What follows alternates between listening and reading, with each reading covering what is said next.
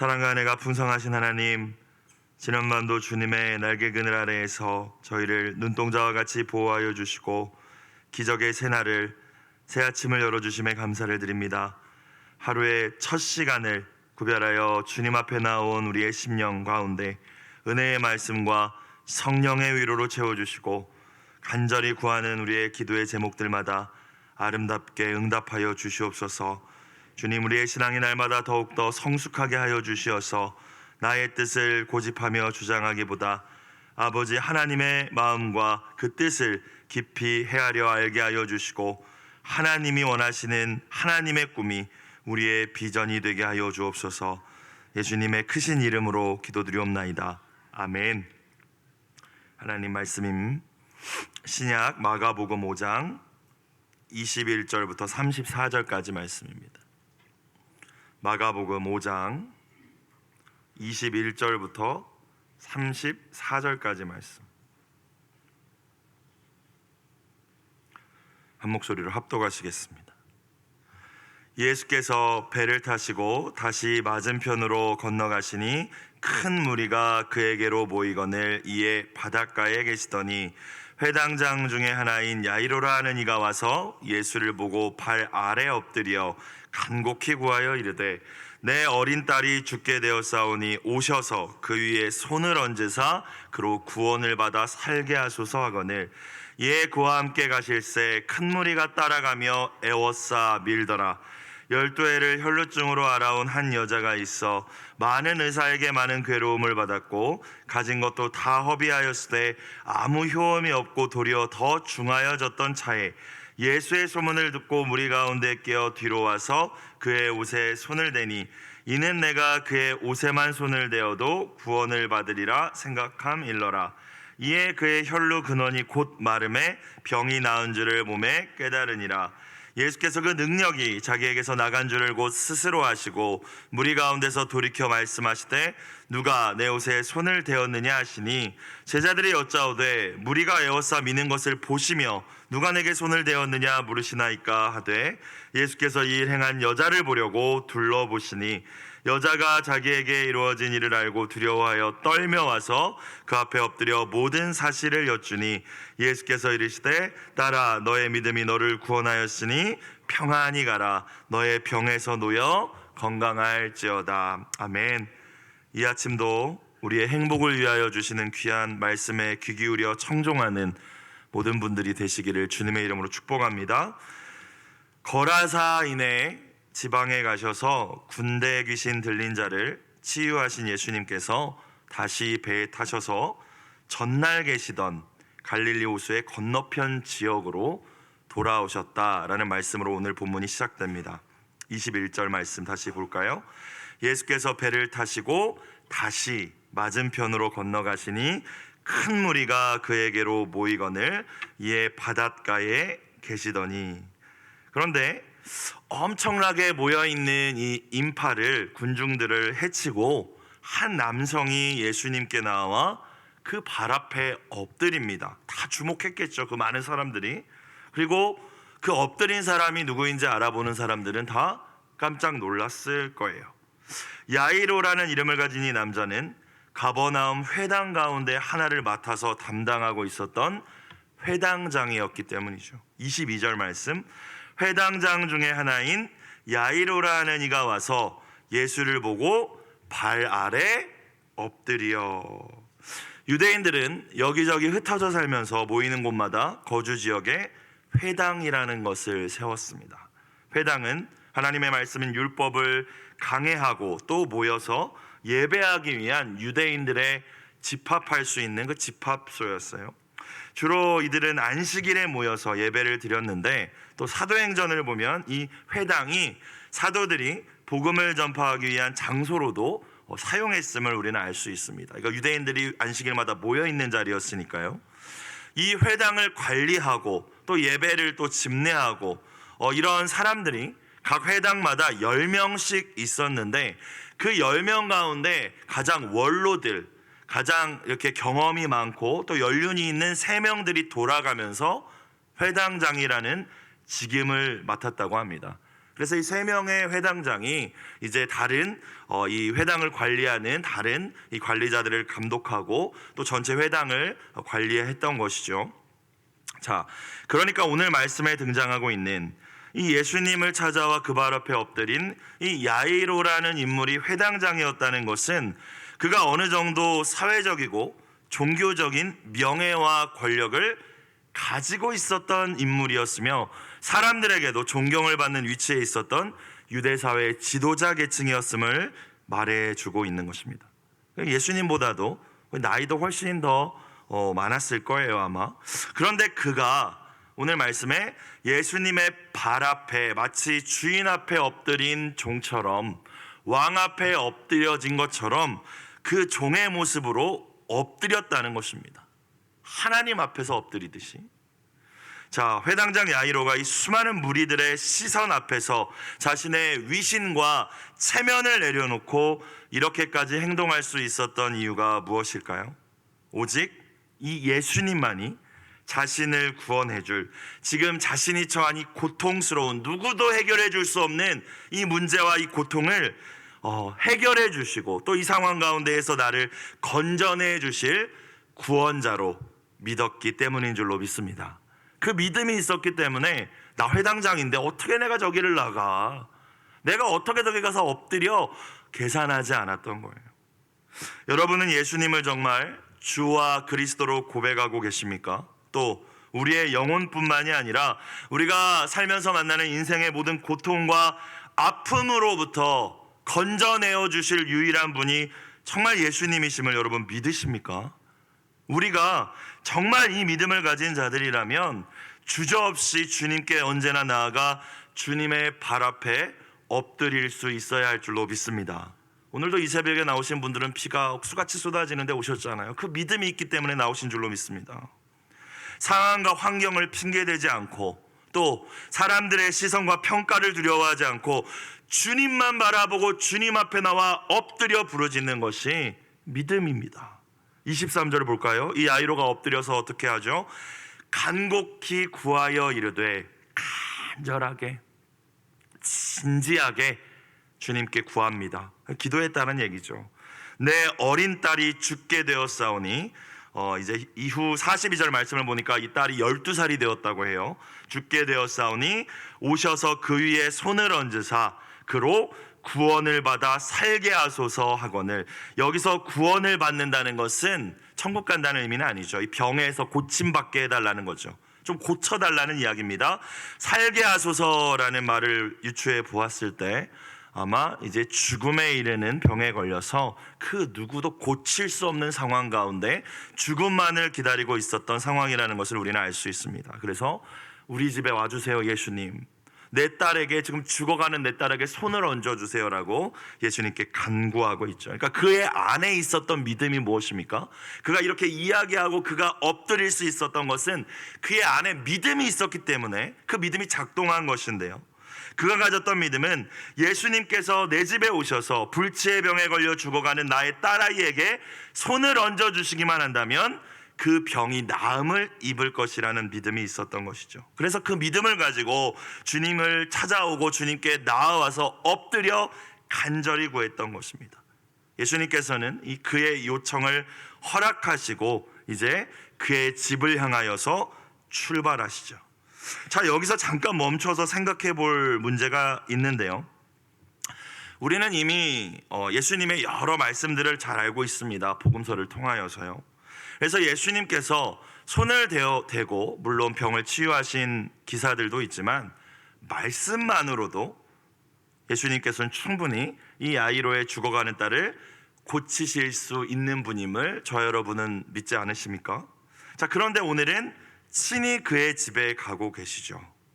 자, 이 부분에 대해서 조금 생각을 해봤습니다. 자, 그런데 야이로가 자신의 믿음으로 예수님께 구했던 23절의 내용이 그 내용이잖아요. 그죠? 예수님 우리 집에 오셔서 나의 딸, 병든 나의 딸을 위해 손을 얹어주시면 낫겠습니다. 구원을 얻게 하소서. 마태복음 8장에 보면 로마인 장교인 백부장이 등장합니다. 그리고 그가 예수님께 나와 자신의 병든 종을 위하여서 간구하죠. 병을 고쳐달라고. 그 종을 너무나도 사랑했던, 로마인이지만 유대인들을 아끼고 사랑했던 이 로마인 장교였죠. 예수님께서 내가 가서 고쳐주겠다라고 하니까 이 백부장이 그때 뭐라고 대답하냐면 이렇게 대답합니다. 현대인의 성경으로 제가 읽어볼게요. 백부장이 이렇게 대답하였다. 주님, 저는 주님을 내 집에까지 오시게 할 만한 자격이 없는 자입니다.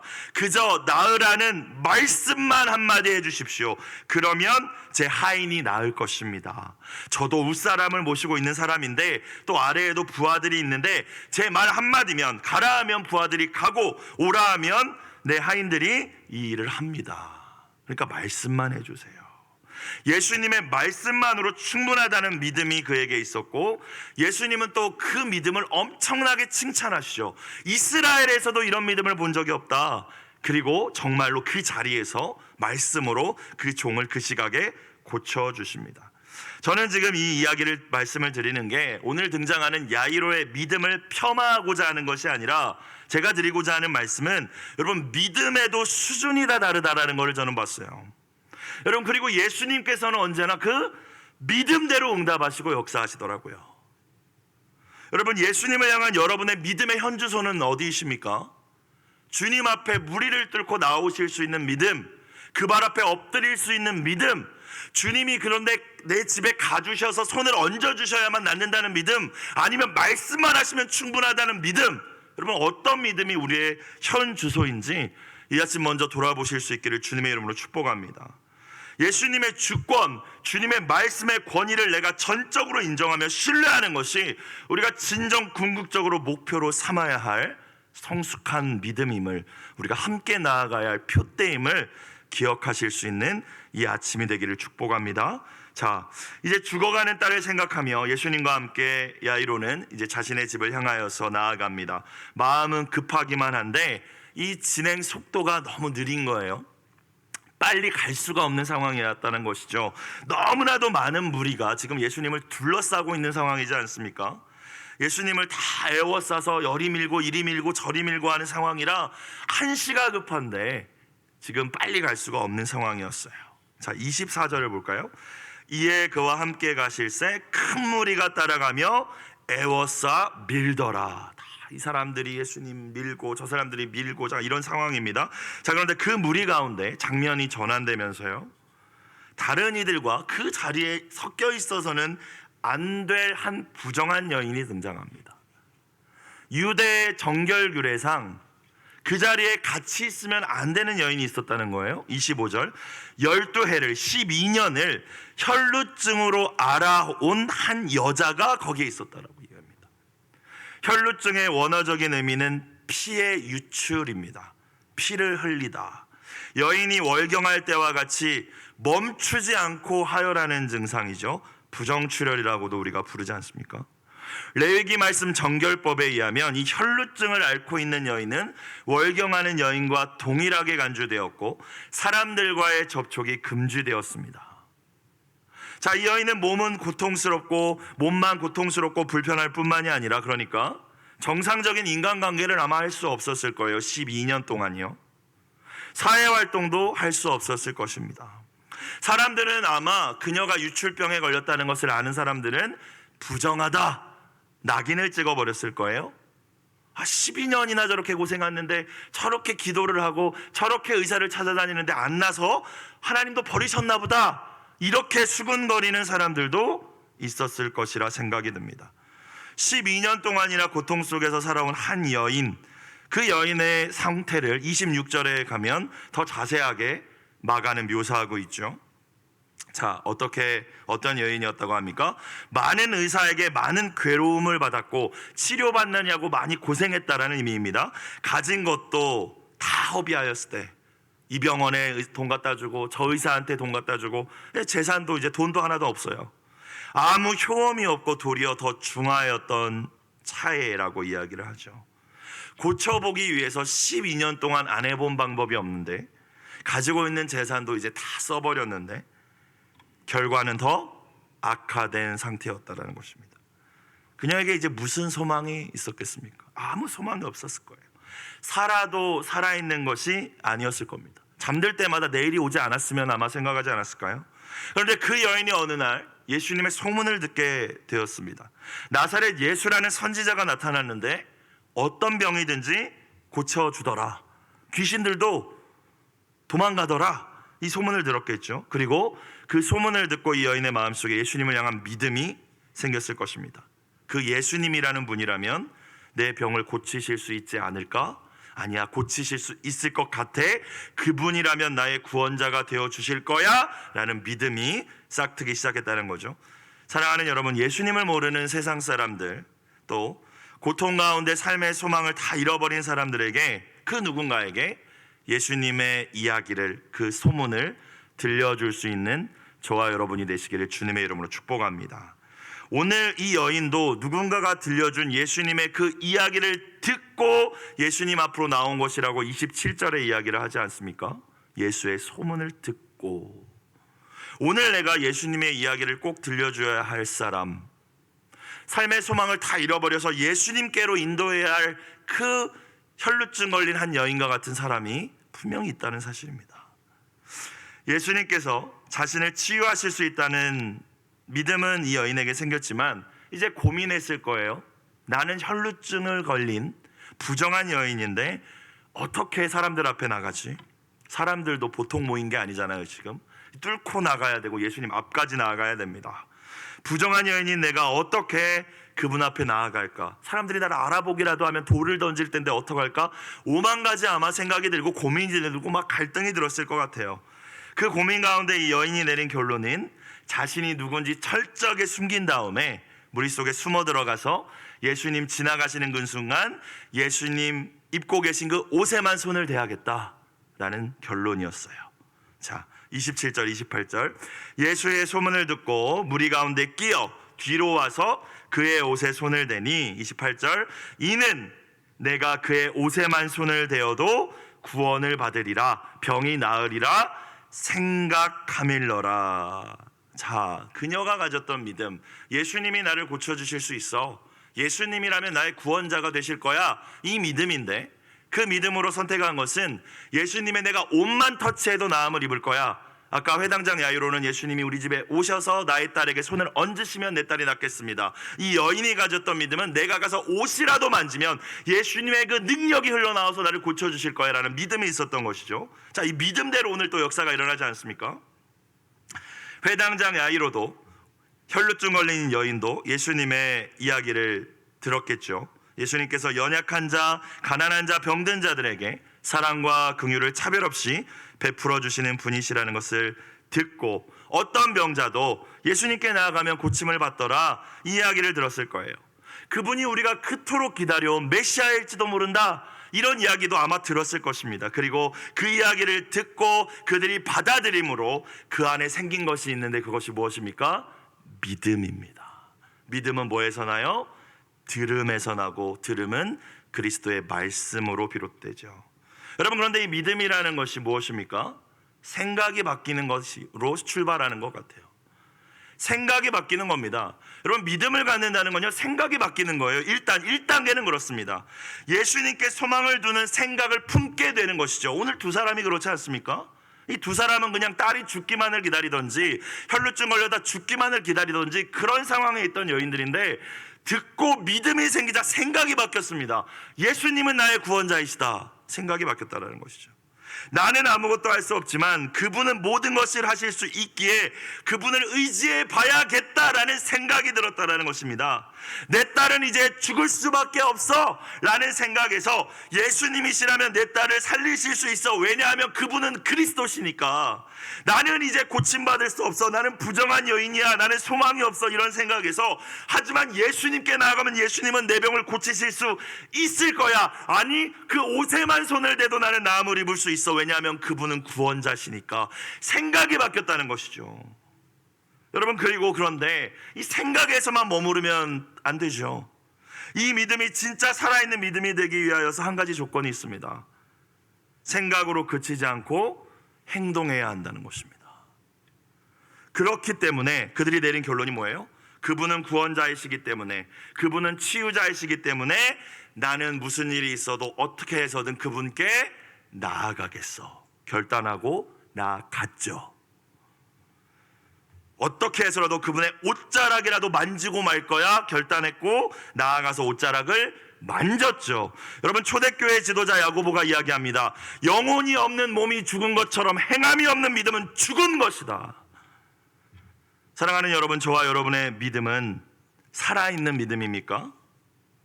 행동이 있는 믿음입니까? 우리가 수없이 들었습니다. 여러분, 정말 좋은 설교들 쏟아져 나오는 시대고요, 좋은 신앙 서적들도 정말 쏟아져 나오는 시대입니다. 그 많은 성경 지식들을 쌓고 무엇이 하나님의 뜻인지 머릿속에 쌓아오고 정보는 수없이 많은데, 그리고 그것이 마치 나의 믿음인 양 착각하면서 우리가 신앙생활하고 있는 거 아닙니까? 맨날 머리에 넣기만 하느냐고, 행동하는 믿음은 우리 안에 없는 것 아니냐고요. 주님 보시기에는 심히 교만한데 그 모습으로 내가 믿음 생활 잘하고 있다고 생각하면서 어떤 체험도 없고 어떤 변화도 없고 어떤 역사도 없이 그냥 그렇게 종교 생활만 하고 있는 것이 저와 여러분의 모습일 수도 있다는 것입니다.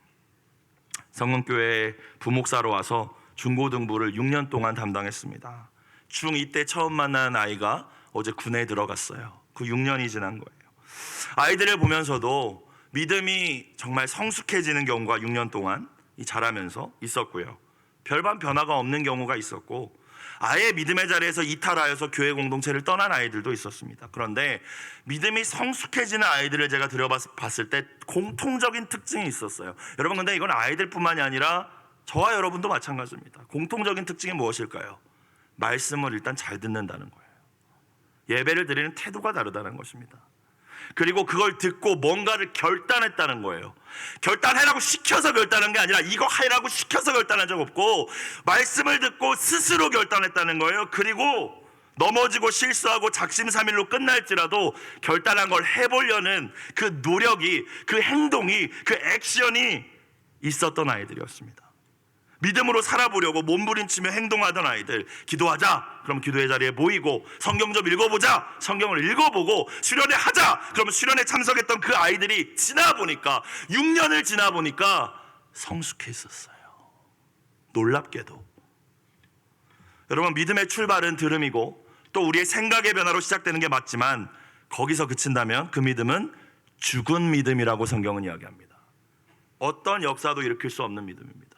만약 오늘 본문에 등장하는 야이로와 혈루증 걸린 여인이 생각만 가지고 있었다면 기록된 역사는 없었을 거예요. 아, 내일 가봐야지, 예수님한테 다음에 가야지, 그러지 않았잖아요. 겨자씨만한 믿음이라도 살아있는 믿음이 행동하는 믿음입니다. 기도하면 역사가 일어나지, 기도하면 내 자녀가 변화되지, 기도하면 우리 공동체가 부흥하지, 생각에 머무르는 것은 여러분 믿음이 아닙니다.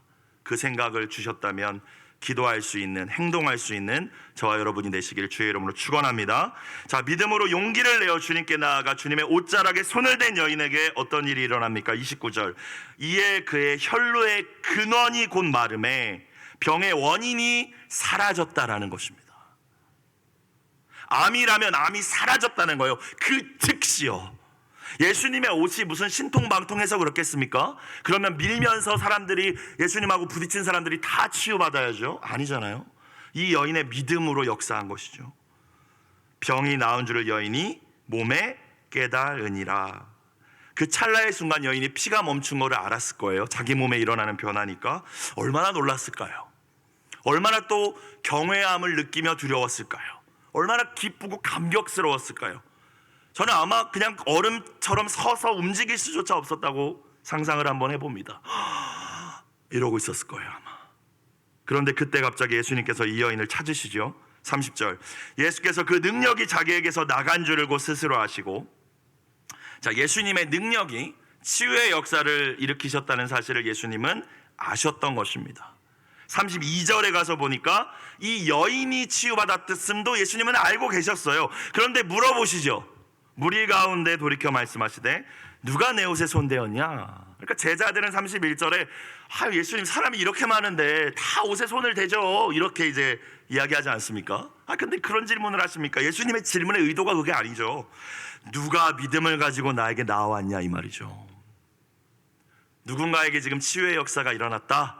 누구냐? 라고 말씀하신 겁니다. 누군지 몰라서 물어본 거 아니에요. 자, 그 이유가 이제 뒤에 등장하는데 32절 33절 예수께서 이 일 행한이라는 단어가 또 나옵니다. 믿음을 가지고 나와서 그 믿음으로 예수님께 손을 대어서 치유를 받은 이 행한에는 이게 다 들어있는 거예요. 이 여자를 보려고 둘러보시니 33절 여자가 자기에게 이루어진 일을 알고 두려워하여 떨며 와서 그 앞에 엎드려 모든 사실을 여쭈니 이제 이야기했겠죠. 예수님, 저는 혈루증으로 12년 동안 고통 속에서 살아왔습니다. 예수님께서 반드시 제 병을 고치실 수 있을 거라는 믿음으로 예수님 찾아왔는데 제가 부정한 여인이기 때문에 예수님 앞에 나아갈 수가 없었어요. 그래서 예수님 옷자락만 만져도 고침받을 수 있다라고 생각을 해서 옷에 손을 대었는데 정말 그 순간 제 모든 부정한 이 출혈이 멈췄습니다. 감사합니다. 만약 제 이런 행동이 주님께 주님을 불편하게 한 것이라면 주님 용서해 주세요 아마 이랬겠죠. 막 사정을 얘기했을 거예요. 자, 여인의 말이 끝나고 주님이 말씀하십니다. 34절 다 같이 읽어볼까요? 마지막 절 시작. 예수께서 이르시되 딸아 너의 믿음이 너를 구원하였으니 평안히 가라. 너의 병에서 놓여 건강할지어다. 아멘. 여러분, 믿음은 생각만 하는 것이 아닙니다. 믿음은 정보가 아니에요. 믿음은 액션입니다. 예수님께서는 수많은 사람들 앞에서 병이 나은 여인을 향하여 선포하심으로 그녀의 12년 동안 완전히 무너져 있던 자존감까지 회복시켜 주셨어요. 여인을 딱 세우시면서 이 여인의 믿음이 이 여인을 고쳤다. 이 여인은 이제 병자가 아니다. 이 여인은 이제 더 이상 부정하지 않다. 선언해 주신 것이죠. 사람들에게 배척당하고 소외받으며 상처 입었던 그녀의 마음까지도 주님께서 완전히 치유하여 주신 줄로 믿습니다. 나아가 그 믿음은 그녀의 영혼까지도 구원에 이르게 했다는 것이죠. 너의 믿음이 너를 구원하였으니, 너의 믿음이 너를 구원하였다고 이야기합니다. 무엇이 구원받는 믿음이겠습니까? 예수님이 나의 구원자, 나의 주와 그리스도가 되신다라는 고백이 우리를 구원에 이르게 하는 믿음이죠. 그런데 이 고백이 생각으로, 입술의 고백으로만 그쳐서는 안 된다는 것입니다.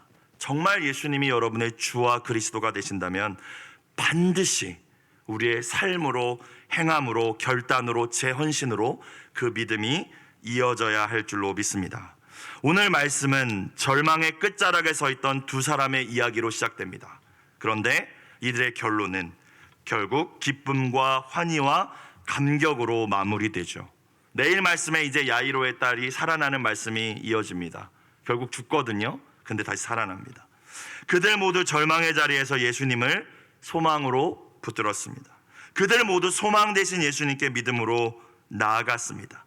오늘 매일 성경 제목처럼 이 두 사람 모두 예수님을 간절히 찾았습니다. 예수님 찾아야 지가 아니라 예수님을 찾았다고요. 기도해야지, 기도는 중요하지가 아니라 기도했다고요.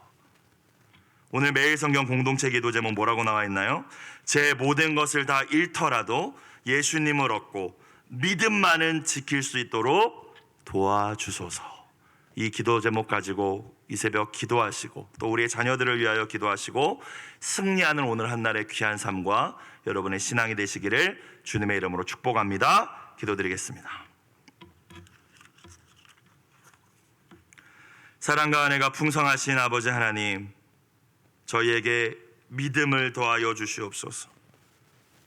지식과 생각으로만 품고 있는 믿음이 되지 않게 하여 주시고 결단과 실천으로, 행함으로, 순종으로 이어지는 살아있는 믿음이 되어 주님의 놀라운 일하심을 경험하게 하여 주옵소서. 나의 생각, 나의 편견, 나의 체면, 사람들의 시선까지도 다 내려놓고 주님께 나와 엎드리는 기도의 사람이 되기를 원합니다. 또한 절망의 끝에서 소망을 잃어버린 이들에게 예수님의 이야기를 전하는 증인으로 오늘 하루도 승리케 하여 주옵소서. 우리의 주가 되시고 그리스도가 되시는 예수님의 이름으로 기도드리옵나이다. 아멘. 주기도문 드리겠습니다. 하늘에 계신 우리 아버지, 아버지의 이름을 거룩하게 하시며 아버지의 나라가 오게 하시며 아버지의 뜻이 저와 같이 땅에서도 이루어지게 하소서. 오늘 우리에게 일용할 양식을 주시고 우리가 우리에게 잘못한 사람을 용서하여 준 것 같이 우리 죄를 용서하여 주시고 우리를 시험에 빠지지 않게 하시고 악에서 구하소서. 나라와 권능과 영광이 영원히 아버지의 것입니다. 아멘.